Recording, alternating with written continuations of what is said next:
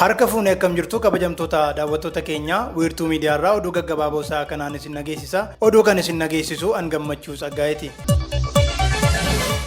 Kantiibaan magaalaa Finfinnee Aadde Adaanech Abeebee dhimmoota misooma ogummaa fi carraa hojii uumuu irratti Aadde Mufaariyaat Kamiil waliin mari'atan. Maree isaaniitiinis dhimmoota ogummaa fi carraa hojii uumuu irratti Ministeera Hojiif Ogummaa Aadde Mufaariyaat Kamiil waliin marii gaggeessaniiru. Kantiibaa magaalaa Finfinnee Aadde Adaanech Abeebee dabalatee itti aanaa kantiibaa fi hoogganaa biiroo hojii intarpiraayizii fi misooma indaastirii obbo Jaanxiraar Abbaay ministeera hojii fi ogummaatti argamuun carraa hojii ogummaan durfamu irratti waloon hojjechuuf marii taasisaniiru. Carraa hojii ogummaan durfamu milkeessuuf gaggeessitoonni magaalaa Finfinnee fedha agarsiisaniifis Aadde Mufaariyaat galateeffataniiru jechuun Addis Miidiyaa Neetwoorkii gabaaseera.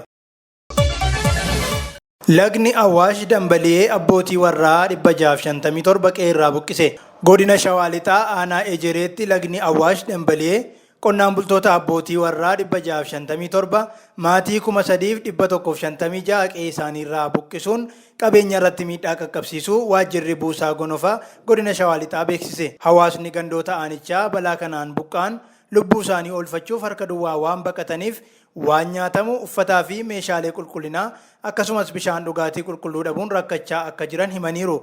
Bulchiinsi aanaa Ejeree fi waajjirri buusaa gonofaa godina Shawaa Lixaa itti dhiyeenyaan hawaasa buqqa'ee gargaaruuf carraaqqii taasisaa jiraatanis bal'inni rakkichaa humna isaaniitii ol ta'uu ibsaniiru. Lolaan kun midhaan lafa hektaara 500 ol irratti misoome kan mancaase yoo ta'u, jireenya qonnaan bultootaa gara fuulduraa irrattis yaaddoo uumeera jechuudhaan bulchaan aanaa Ejeree obbo Addunyaa Birruu ibsanii jiru. Itti gaafatamtuun waajjira buusaa gonofaa godina Shawaa Lixaa Aadde Tsahaay Haayiluu miidhaan lolaa kanaan qaqqabe olaanaa ta'uu ibsuun nyaanni namaaf beelladaa, meeshaaleen qulqullinaa, uffanni halkanii, sharaan isaan jala daheeffatan akka barbaachisu himanii hawaasni tumsa akka taasisu gaafataniiru. Balaan kun hagayya 4 halkan sa'aatii 8 irratti kan qaqqabe yoo ta'u, hawaasni gara daandiitti baqachuun lubbuu isaa oolfachuu danda'eera. Biiroon buusaa gonofaa yabala humna namaan dhiibamu tokko erguun namoonni akka baraaraman taasisaa jiraatus rakkinichi kana qofaan kan furamu akka hin taane ibsee jira. Hawaasni dambalii lagaa kana baqates iddoo tokkotti ta'uun dhibee daddarboof saaxilamuu akka malan sodaa ta'ee jira. Qaamni dhimmi ilaallatus furmaataan akka birmatu waamichi dhiyaateera jechuun Oromiyaa Broadcasting Network gabaaseera.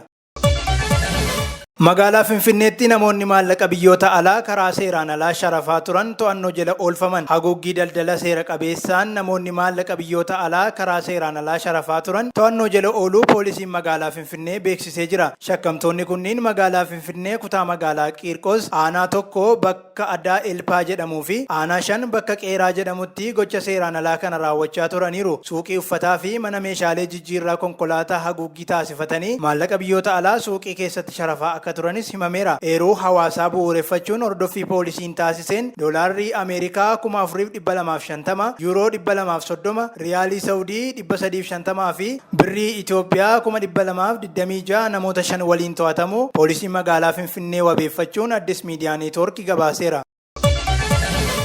Mootummaan Tigraay weerara awwaannisaaf birmannaa hawaasa addunyaa gaafate. Pirezidaantiin bulchiinsa yeroo naannoo Tigraay obbo Geetaachoo Raddaa weerara awwaannisaa naannoo isaanii mudateef hawaasa addunyaa birmannaa gaafatan. Biiroo qonnaa fi qabeenya uumamaa Tigraay yaada BBC'f kenneen godinaalee 3 keessatti weerarri mudatee balaa hamaa geessisaa jira jechuun ibsee jira. Pirezidaantiin naannichaa obbo Geetaachoo Raddaa yaada Tiwiitarii isaanii gubbaatti qoodaniin uummanni Tigraay, hiriyoonni, mootummaan federaalaa fi hawaasni addunyaa balaa guddaa kana qolachuuf waan danda'an hunda akka godhan waamichan dhiyeessa jedhaniiru. Obbo Geetaachoon seenaa dhiyoo naannichaa keessatti weerarri awwaannisaa kun isa hammaataa ta'uu akka hin oolles dabaluun himanii jiru. Biiroo qonnaa fi qabeenya uumamaa bulchiinsa yeroo Tigraayitti itti gaafatamaan hariiroo hawaasaa obbo Mikaa'el Miruut BBC afaan Tigriffaatti akka himanitti weerarri kun godinaalee 3 godina Bahaa, Kibbaa fi Kibba Bahaa keessatti miidhaa geessisaa jira jedhaniiru. Mootummaan naannoo Tigraay bakkeewwan rakkoon kun mudatetti mala keemikaalaa fi aadaatiin ofirraa ittisuuf qophii taasisaa akka jirus biiroon qonnaa naannichaa beeksisee jira. Haa ta'u malee hanga ammaatti mootummaa federaalaa irraa gargaarsi tokkollee akka hin argamne himuun pirezidaantiin yeroo naannichaa deeggarsa hawaasa addunyaa akka gaafatan BBC'n gabaasee jira.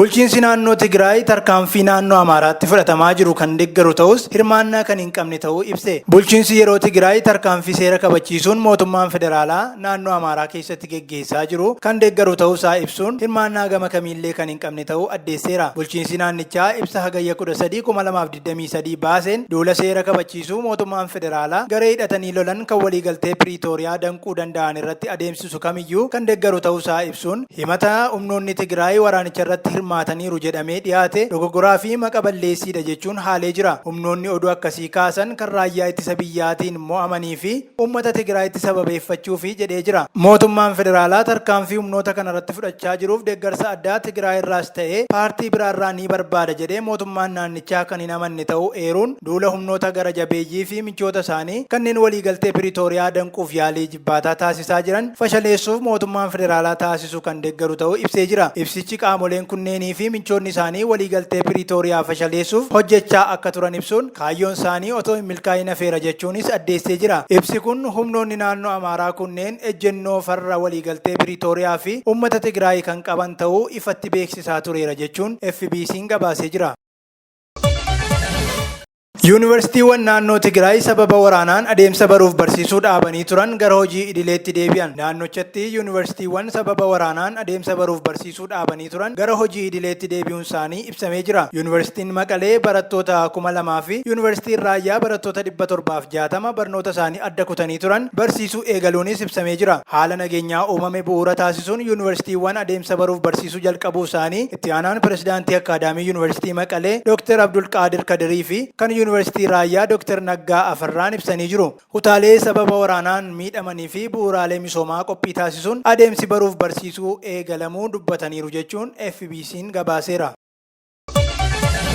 Kabajamtoota daawwattoota keenyaa oduu gaggabaaboon sa'a kanaaf qabannee kanneen turanii qophiiwwan wiirtuu hafan waliin olmaa dansaa qabaadhaa.